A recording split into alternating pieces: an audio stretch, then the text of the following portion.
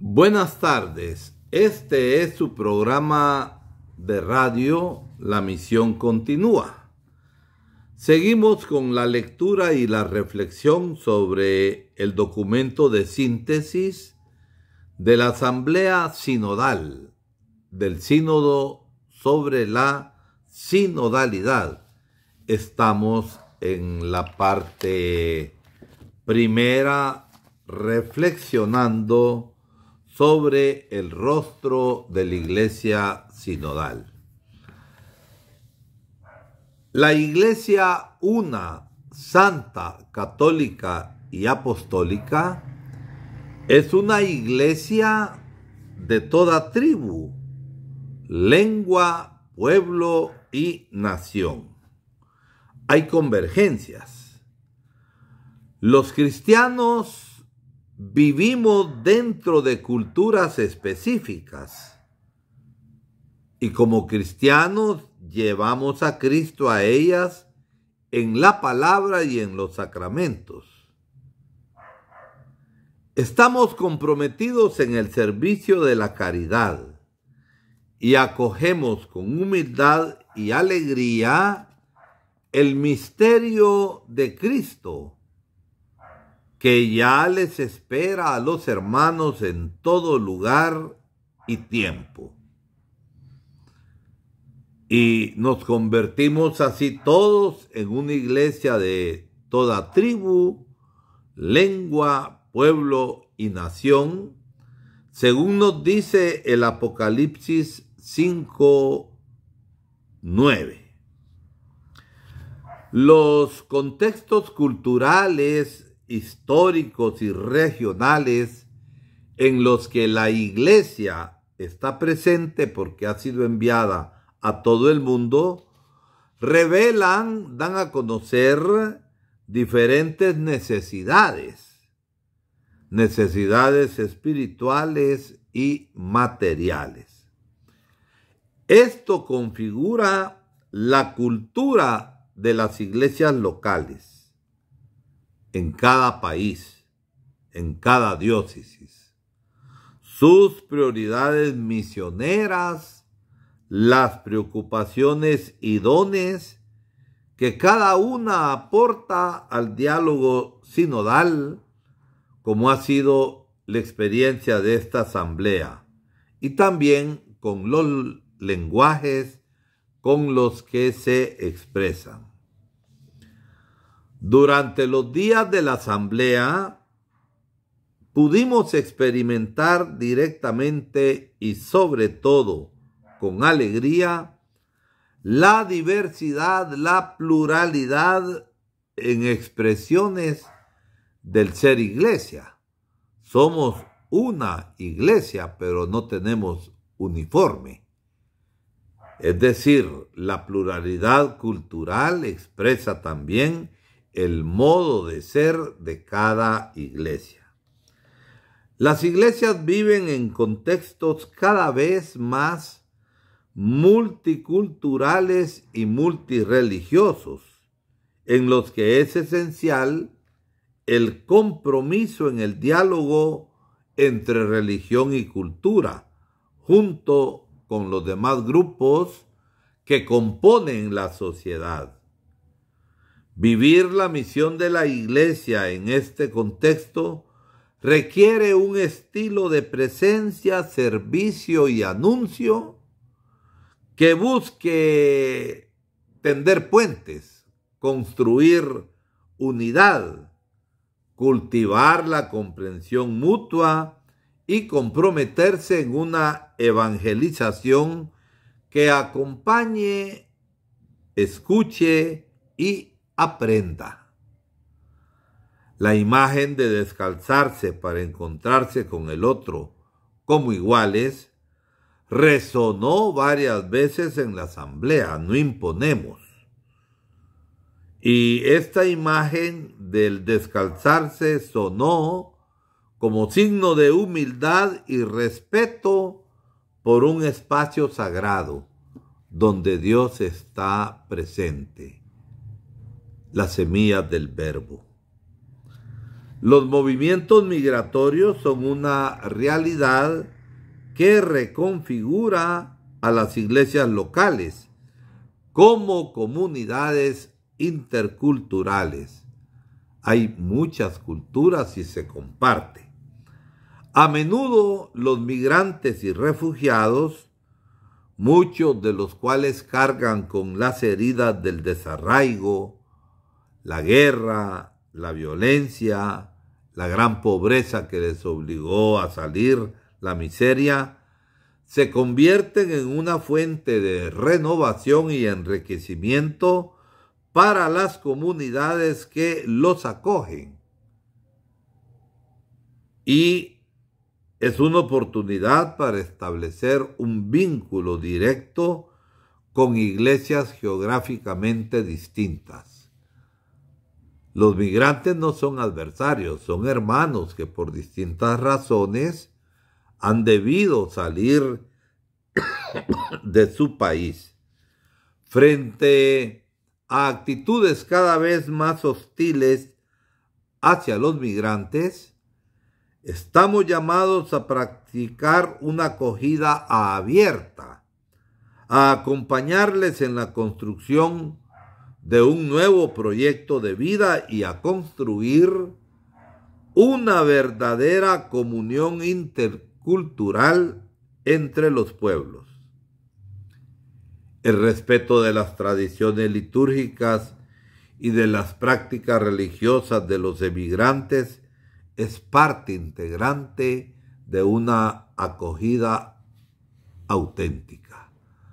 No hay que ser cerrados y decir que simplemente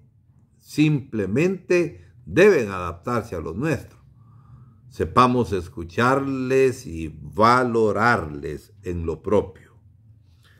Los misioneros han dado su vida para llevar la buena nueva a todo el mundo. Su compromiso es un testimonio elocuente del poder del Evangelio. Sin embargo, es necesaria una atención y una sensibilidad especiales en contextos en los que misión es una palabra cargada de un doloroso legado histórico que hoy obstaculiza la comunión. Hemos sido invasores, hemos traído el Evangelio, pero a veces no hemos respetado lo que encontramos. En algunos lugares, el anuncio del Evangelio ha estado asociado a la colonización e incluso al genocidio. Evangelizar en estos contextos exige reconocer los errores cometidos, aprender una nueva sensibilidad ante estas cuestiones y acompañar a una generación que busca forjar identidades cristianas más allá del colonialismo. El respeto y la humildad, por tanto, son actitudes fundamentales para reconocer que nos complementamos y que el encuentro con culturas diferentes puede enriquecer la vivencia y el pensamiento de la fe en las comunidades cristianas viviendo el amor. La Iglesia enseña la necesidad y alienta la práctica del diálogo interreligioso, del diálogo entre las religiones, como parte de la construcción de la comunión entre todos los pueblos. En un mundo de violencia y fragmentación, parece cada vez más urgente dar testimonio de la unidad de la humanidad, de su origen común y de su destino común, en una solidaridad coordinada y fraterna hacia la justicia social, la paz, la reconciliación y el cuidado de la casa común. La iglesia es consciente de que el Espíritu puede hablar a través de las voces de hombres y mujeres, de toda religión, convicción y cultura. Y si en el Antiguo Testamento vemos que habló por la burra de Balaam, ¿cómo no va a hablar con los hermanos de otras culturas? Hay cuestiones que deben abordarse. Es necesario cultivar la sensibilidad ante la riqueza de la variedad de expresiones del ser iglesia. Esto exige buscar un equilibrio dinámico entre la dimensión de la iglesia en su conjunto y su arraigo local, entre el respeto del vínculo de unidad de la iglesia y el riesgo de homogeneización que sofoca la variedad. No podemos meter uniforme.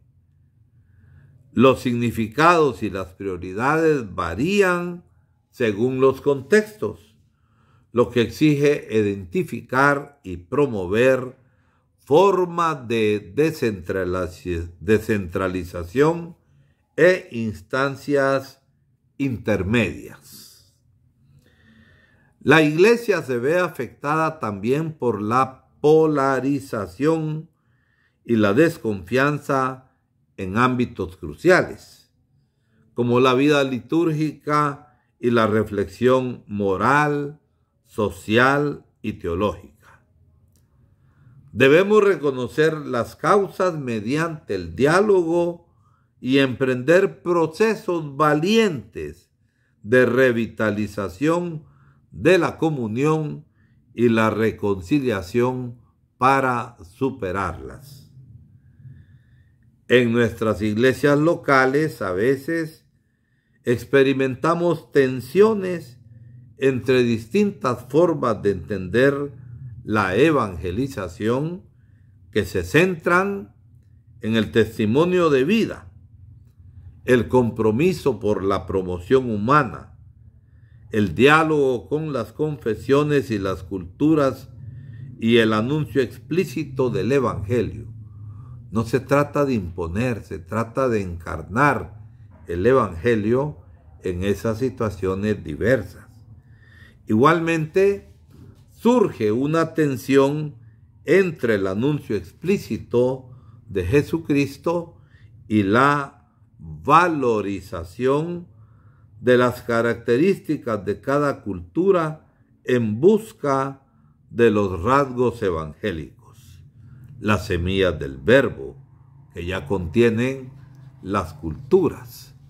Recuerdo al padre Dupuy cuando daba sus lecciones en el curso de la Gregoriana allá en Roma sobre Jesucristo al encuentro de las grandes religiones. Jesús es aquel que camina al encuentro. Jesús es aquel que descubre las semillas de su presencia y las valora.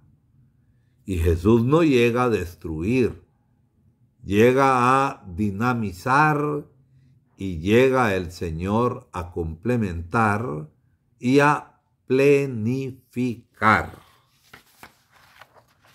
Entre las cuestiones a investigar figuraba la posible confusión entre el mensaje evangélico y la cultura del evangelizador.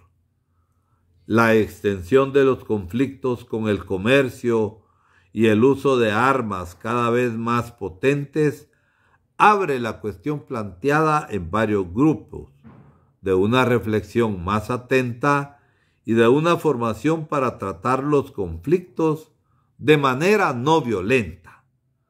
Se trata de una contribución cualificada que los cristianos podemos aportar al mundo actual, también en diálogo y en cooperación con otras religiones.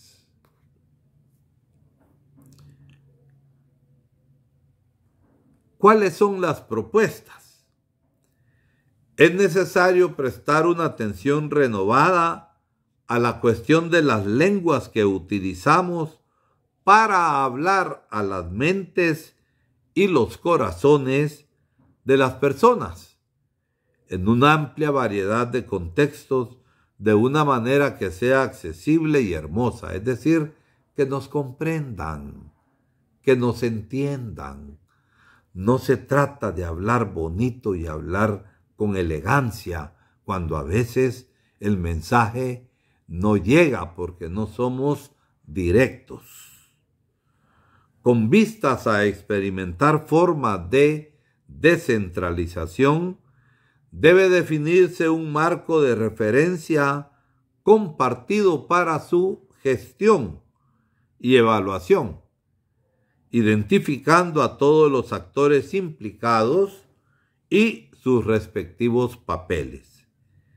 En áreas de la coherencia, los procesos de discernimiento en materia de descentralización deben desarrollarse al estilo sinodal, caminando juntos, previendo la participación y la contribución de todos los actores implicados en los distintos niveles. Se necesitan nuevos paradigmas, nuevos modelos para el compromiso pastoral con los pueblos indígenas, en la línea de un camino juntos y no de una acción hecha a ellos o para ellos, no. Ellos también son protagonistas, caminemos juntos. Su participación en los procesos de toma de decisiones a todos los niveles puede contribuir una iglesia más vibrante y misionera. De los trabajos de la Asamblea surgió la exigencia de un mejor conocimiento de las enseñanzas del Vaticano II, del magisterio conciliar y de la doctrina social de la Iglesia. Necesitamos un mejor conocimiento de nuestras diferentes tradiciones para ser más claramente una iglesia de iglesias en comunión, eficaz en el servicio y el diálogo. Una iglesia testimonial, una iglesia comunión y una iglesia en salida.